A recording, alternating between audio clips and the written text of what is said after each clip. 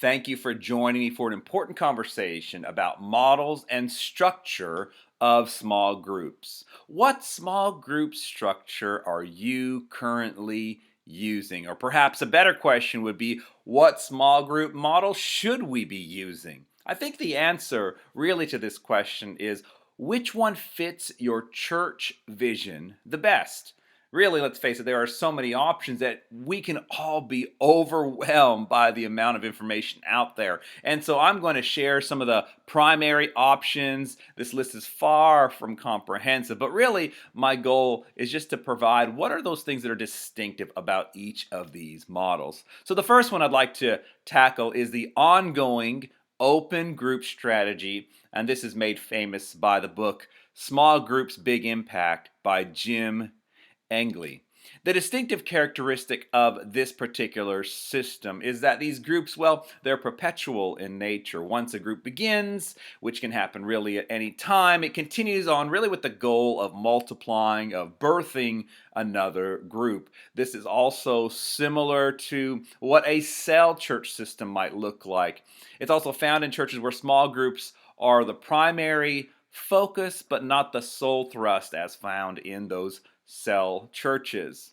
The second model strategy that I see is the semester sermon study strategy. This was made famous by Larry Osborne in his book Sticky Church. Groups are set up on a semester schedule, and really they all study the exact same topic, and so they're tied really to those weekly sermons, and groups open and close every semester.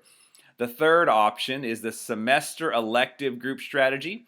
If you were to examine this, Nelson Searcy made this very famous through his book Activate. It's also called a free market system. We utilize actually a free market system at the Sanctuary Church here in Texas. And so this particular model, we've got groups that are set up in a semester schedule. There are multiple options in which someone could choose. There's probably, for some, a published catalog. For us, it's on our website, but really lists all the options that folks can choose. They identify preferences, things they'd like to be a part of, and these groups open and close every semester.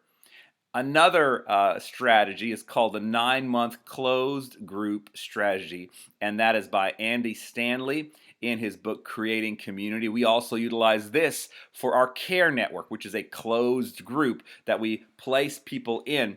And so this closed group strategy, it really groups in this particular case last for 6 to 9 months, and then once these groups are formed, they're closed. And really these closed groups are meant to create a safe environment where people can connect, grow together, build community, and then at the end of the cycle, the 6 or 9 week cycle, members are challenged to start new groups for the next cycle. There's a leader person, perhaps a director, that go ahead and coordinates that. But for us, we actually manage that because that is part of the care and compassionate arm of the inReach part of our church. And so we utilize at our church both a free market system as well as a closed group system to make sure that there's choices that people can utilize on a semester basis, as well as a closed group system where we're making sure that folks are connected and really that no one ever feels like they stand alone, and that is the compassionate pastoral care arm of the church. Another strategy is the mid-sized geographic strategy. Randy Fraze, of course, utilizes this in his book, The Connecting Church. In this system, small groups really resemble this idea of this ongoing open group strategy. First, groups are geographically organized, and really the assumption is that communities are more likely to develop when folks live in proximity to one another, when we're close to one another, right? That just makes a lot of sense. And then groups are also connected to one another to form these mid-sized gatherings to foster connections, and really this is meant to advance mission in one's local community.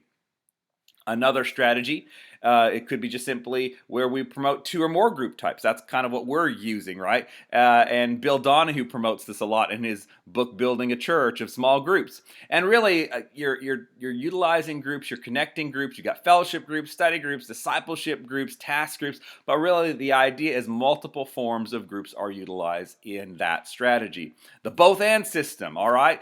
Scott Bourne in the book Missio Relate talks about this. The unique aspect of this particular approach is that if If most members of the church are not ready for a connecting type of group that closes the back door, this strategy takes advantage of options that have programs and really ways in which folks can be connected healthy means and ways that can be connected.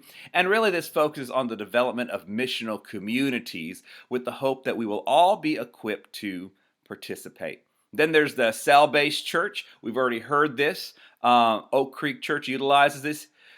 Yonggi Cho uses this overseas, the cell-based model. It's really distinct from other systems because the cell group, the small group, really takes pride takes that placement to a high level. In other words, you're looked at to be a church within a church or a church within a group. The assumption is that really, as you are participating in the church, is only to the degree that you're participating in that particular cell. And so the goal is to always grow, to multiply, just like those ongoing open group strategies that we've already shared with you. And the difference really is that you're part of the larger church. You're a micro church though, and you're connected, but you're loosely connected because you're always trying to multiply.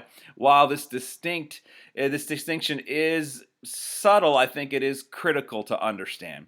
And then finally, missional communities, promoted by Mike Breen in his book Missional Communities. This manifestation of group life is taking really many forms. There are some larger groups, so the 20 to 50 number of folks in a group. They're organized as community groups or missional groups for doing life together, but also in communities. They are experimenting with connecting toward a common vision or a goal.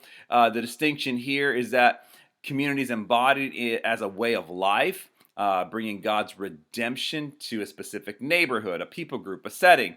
So there are some of the nuances that I've shared. Really, the idea is let's be flexible. Let's be aware of where we are. Ultimately, whatever model or structure that we utilize for small groups, I think it's important to determine the main goal, the main point of these connection. So for us, we want to make sure that we're closing the back door, that individuals don't stand alone, that there is true community, koinonia, that there's a fellowship, there's a connection point where people are ministering one to another. So when we're implementing small groups in our local context, I believe it's so important that we have shared vision during this implementation stage, right? It's so vital that the leader, the senior leader, the pastor, and the leaders on the team, that as you're structuring this out, you're mapping this out, what is best for your congregation may not be good for another congregation. And so I think it's important that as we are talking about models and structures, that we just say, God, give us wisdom, help us discern what's best for our local congregation,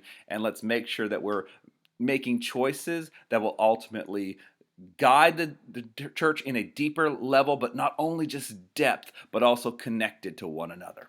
And so I believe this is such an important aspect of small group ministries, understanding form, function, and structure. God bless.